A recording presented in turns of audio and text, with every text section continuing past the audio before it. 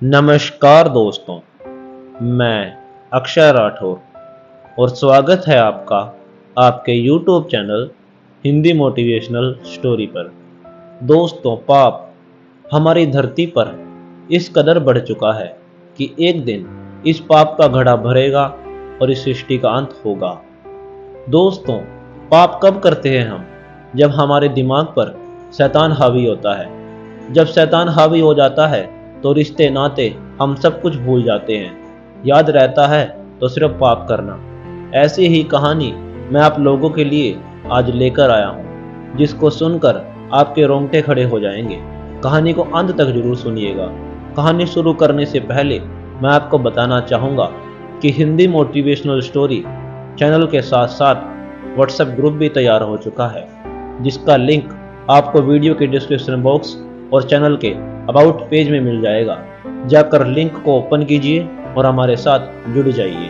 Channel को subscribe करना मत भूलिएगा, क्योंकि आगे भी अच्छी अच्छी कहानियाँ, प्रेरणादायक कहानियाँ और दिमाग को हिला देने वाली कहानियाँ आने वाली हैं। तो आइए कहानी को शुरू करते हैं। दोस्तों, यह कहानी है संजना की, जो कि अपने मम्मी पापा के साथ लखनऊ में रहती थी। संजना के एक चाचा भी उनके साथ ही रहते थे। उनकी वाइफ उनके बेटे को जन्म देते ही मर गई थी। उनका बेटा पढ़ाई के सिलसिले में बाहर ही रहता था। संजना अब 5 साल की हो चुकी थी, इसलिए उसके मम्मी पापा ने उसे पढ़ाने के लिए सोचा। उसे वह स्कूल में दाखिला कराने के लिए ले गए। जब शुरू में उसका स्कूल में दाखिला करा दिया गया तो वह स्कूल में बिल्कुल भी नहीं रहती थी। वह हमेशा रोती रहती थी कि मुझे मम्मी के पास जाना है, मम्मी के पास जाना है। एक दिन उसकी मम्मी ने उसे बैठाकर समझाया कि बेटा, तुम हमारी इकलौती औलाद हो, तुम्हें हमारा नाम रोशन करके दिखाना है, जिसके लिए तुम्हें पढ़ना पड़ेगा। तुम मुझसे वादा करो कि खूब मन लगाकर पढ़ोगी। अपनी मम्मी के समझाने पर संजना सभी बातों को समझ जाती है और अपनी मम्मी से कहती है, मम्मी आप चिंता मत करो, मैं खूब मन लगा के पढ़ूंगी और आप दोनों का नाम रोशन करके दिखाऊंगी। उस दिन के बाद संजना स्कूल में अच्छे से रहने लगी। उसका स्कूल में मन लगने लगा। उसने पढ़ाई भी पुरजोरों से शुरू कर दी। उसने नए नए दोस्त बनाए। ऐसे ही कुछ साल बीत गए। जब संजना 6ठी क्लास में थी तो एक रोड एक्सीडेंट में उसके मम्मी पापा की मौत हो गई। अपने मम्मी पापा की मौत के बाद संजना टूट सी गई थी, लेकिन उसके टीचर ने उसे समझाया कि बेटा, तुम्हारे मम्मी पापा हमेशा तुमसे यही उम्मीद लगाते थे कि तुम्हें पढ़ लिख कर उनका नाम रोशन करके दिखाना है, तो तुम्हें मन लगाकर पढ़ाई करनी होगी। संजना ने भी अपने टीचर की बात मानी और अपना पढ़ाई करना जारी रखा। उसके चाचा ने भी उसे नहीं रोका, क्योंकि उसकी सारी जिम्मेवारी अब उसके चाचा पर आ चुकी थी। जैसे जैसे समय बीता, संजना बड़ी होती गई और उसके चाचा की नीयत खराब होती चली गई। वह संजना को गंदी नज़रों से देखने लगे। जब संजना अपने घर आती थी तो उसके चाचा उसे छुआ करते थे, लेकिन संजना को इससे कोई दिक्कत नहीं हुआ करती थी। वह सोचती थी कि वह तो उसके चाचा हैं, उससे लाड कर रहे हैं, लेकिन चाचा के मन में तो और ही कुछ चल रहा था। उन्होंने संजना के बाथरूम में एक सीक्रेट कैमरा भी लगा रखा था, जिससे वह संजना को नहाते हुए देखते और उसकी जवानी का आनंद लेते। यह कई महीनों तक चला। जब संजना का एडमिशन 12वीं क्लास में कराना था तो उसके चाचा ने उसे पढ़ने से मना कर दिया और कहा, बेटा, अब तुम क्या करोगी आगे पढ़कर? अब अपने घर का काम किया करो, मेरे साथ घर में रहा करो। यह सुनकर संजना ने कहा, चाचा जी, आप ये कैसी बातें कर रहे हैं? मरते वक्त मेरे माँ बाप ने मुझसे कहा था कि बेटा, पढ़ लिख कर हमारा नाम रोशन करके दिखाना है। संजना के जिद करने पर उसके चाचा को उसकी बात माननी पड़ी और संजना ने अपना पढ़ाई करना जारी रखा। उसने अपनी ज़िंदगी में बहुत ज़्यादा मेहनत की। इधर उसके चाचा ने उसके आनंद लेने में कोई कसर नहीं छोड़ी। वह कभी उसकी वीडियो देखता तो कभी संजना को किसी बहाने से छूता, लेकिन संजना इन सभी बातों से अनजान थी। वह तो अपने चाचा के प्यार में अंधी हो रखी थी।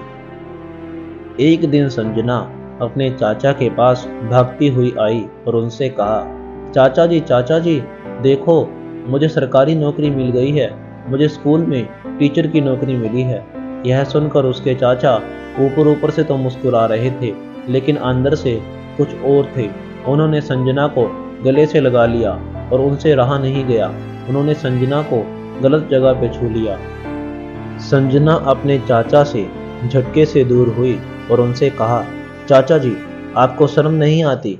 आप ये क्या कर रहे थे? उसके चाचा ने कहा, बेटा, तुम्हारे ऊपर तो मेरी कब से नज़र थी। तुम देखना चाहती हो तो ये देखो। चाचा जी ने अपने फ़ोन से उसको सारी वीडियो दिखाई। संजना को यह देखकर झटका सा लगा। उसके पैरों के नीचे से ज़मीन खिसक गई। यह देखकर संजना ने अपने चाचा से कहा, जी चाचा जी, मैं कभी सोच भी नहीं सकती थी कि आप इतने गिरे हुए, इतने घटिया इंसान होंगे। आपकी सोच इतनी गंदी होगी। चाचा ने कहा, बेटा, अब तो कुछ नहीं हो सकता और मैं आज तुम्हें कहीं जाने नहीं दूंगा, क्योंकि मुझसे आज रहा नहीं जा रहा। और चाचा ने संजना को अपनी गोद में उठा लिया। संजना अपने आप को छुड़ा नहीं पाई, क्योंकि उसके चाचा हट्टे कट्टे थे। वह संजना को कमरे में ले गए और थोड़ी देर बाद संजना की सांसें ऊपर नीचे होने लगी। जब थोड़ी देर बीत गई तो संजना ने देखा कि उसकी इज्जत पूरी तरह से लुट गई थी। उसके जिस्म पर काटने खरोचने के निशान थे। यह देखकर संजना बुरी तरह से टूट गई। संजना को अपने माँ बाप की कही हुई बात याद आने लगी। उसे वह सारे सपने याद आने लगे जो उसने अपने लिए सजाए थे। उसके चाचा ने उसकी सारी उम्मीदों, सारे सपनों को तोड़कर रख दिया था। उसने उसकी इज्जत को तार तार कर दिया था। संजना को थोड़ी देर बाद गुस्सा आ गया और उसने सोचा कि वह अपने चाचा को सबक सिखा के रहेगी। वह उससे उसकी करनी का फल जरूर दिलाएगी। वह रात में नग्न अवस्था में ही थाने चली गई और वहां एक लेटर लिखकर अपने आप को चाकू मार लिया। जब सुबह इंस्पेक्टर साहब थाने आए तो एक लड़की की लाश को इस तरह थाने के बाहर पड़ा देखकर वह भी हैरान हो गए। उसके पास उन्होंने एक लेटर को देखा। वह लेटर उन्होंने अपने हाथ में लिया और पढ़ना शुरू किया। मेरा नाम संजना है और मैं पास ही सोसाइटी में रहती हूँ। मेरे चाचा ने मेरी इज्जत को तार तार कर दिया और मुझे मरने पर मजबूर कर दिया। मेरी आखिरी इच्छा यही है कि मेरे चाचा को फांसी पर चढ़ा दिया जाए। यह सुनकर इंस्पेक्टर साहब हैरान हो गए और जल्दी से सोसाइटी में जाकर संजना के चाचा को गिरफ्तार कर लिया। दोस्तों, देखा आपने कैसे संजना के चाचा ने संजना की दुनिया को उजाड़ दिया। संजना के चाचा के दिमाग पर शैतान इस तरह से हावी हो गया कि उसे दिखा ही नहीं कि संजना उसकी बेटी है और वह उसके साथ क्या कर रहा है। उसे दिखी तो सिर्फ अपनी हवस, जिसे उसने पूरा किया। दोस्तों, अगर ऐसा ही चलता रहा तो एक दिन इस सृष्टि का अंत जरूर हो जाएगा, क्योंकि शैतान इस तरह से हावी होता है कि पाप करवाता रहता है और हम रिश्ते नाते कुछ नहीं देखते, सब भूल जाते हैं। दोस्तों, खासकर मैं लड़कियों को कहना चाहूँगा, अगर अपने आसपास कुछ ऐसा देखती हो तो उन्हें रोको और किसी पर भी अंधा विश्वास मत करो, क्योंकि कभी भी किसी की भी नीयत खराब हो सकती है। किसी के दिमाग पर भी शैतान हावी हो सकता है। तो अपना और अपने परिवार का ध्यान रखो। खैर, आज की कहानी में इतना ही। कहानी आपको पसंद आई हो तो वीडियो को एक लाइक जरूर कर दें। कमेंट करके बताएं कि कहानी कैसी बनी है और चैनल को सब्सक्राइब करना मत भूलिएगा, क्योंकि आपका एक सब्सक्राइब और एक लाइक मुझे बहुत मोटिवेट करता है। मैं आपका अपना दोस्त अक्षय राठौर मिलता हूँ अगली कहानी में। तब तक के लिए टेक केयर एंड बाय।